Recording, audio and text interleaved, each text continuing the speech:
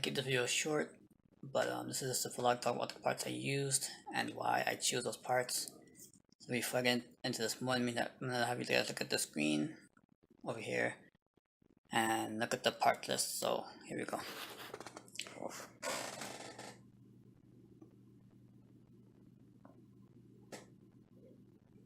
Feel free to pause the screen at any time.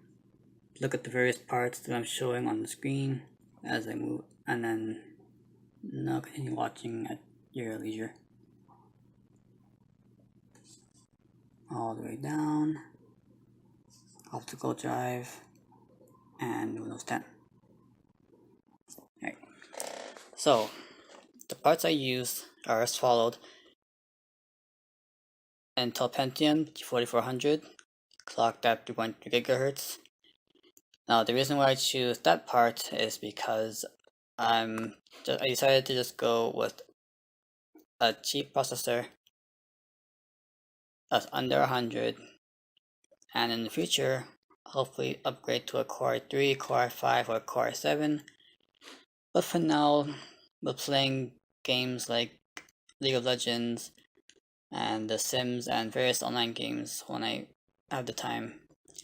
It's handling the job pretty well. The motherboard was the Gigabyte GA-H110M-A Micro HX motherboard. It's just a basics motherboard. It has 2 DIMM slots for DDR4 memory,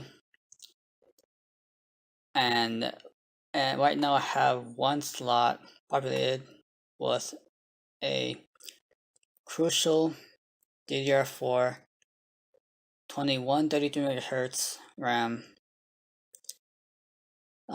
which is just 4 GB stick, and it's doing its job for the most part. Eventually I'll upgrade to 8 GB, and that'll be a bit better for gaming, hopefully.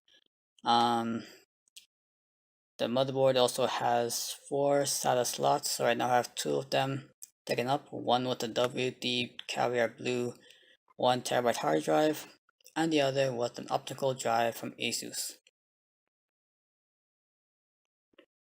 So I went with a hard drive instead of an SSD because I thought that the hard drive for 50 bucks was a better bang for your buck than a 120 GB solid state drive for $10 less. Doesn't make sense to me to pay 40 bucks for 120 gigs on SSD when I can pay an extra 10 and have a thousand gigabytes of storage, which is a terabyte, if you didn't already know. As for the DVD writer, I went with that because I still use DVD discs for software on occasions, like my games on DVDs,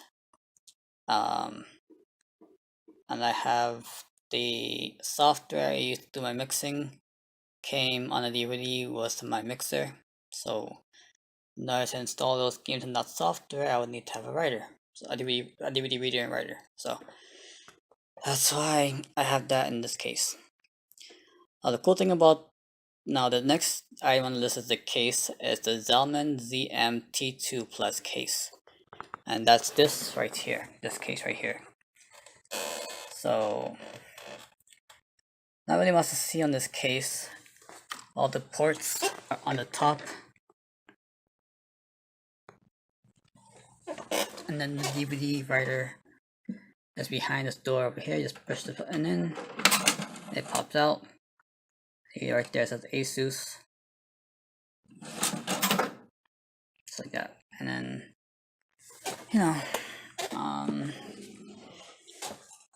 okay, so those are all the parts I used. Oh wait, power supply. Right, I forgot the power supply. The power supply I used is just the EVGA 80 plus certified power supply. On Amazon I paid about $37 for that. Really not bad for a power supply. That's 500 watts. And then for the operating system, I bought a copy of Windows 10 Home 64-bit OEM. As for the other peripherals, I bought a Belkin Wi-Fi adapter for 20 bucks off of Amazon, and I bought a Logitech keyboard combo from Staples. So all the parts together came up to $275 plus the Windows 10 that added 90, so that's about $365 plus the 20 for the plus the 25. No, the 20 for the Wi-Fi adapter is made up to 385, and the 25 for the keyboard and mouse combo brought it all the way up to $410. So altogether, so far for this build, I spent $410 for the parts, the software, operating system, the keyboard and mouse combo, and the wireless adapter. So the parts alone is just $275. So I'm gonna call this the $275 PC build series. Thanks for watching and enjoy the rest of the videos as they come out. Thank you, bye.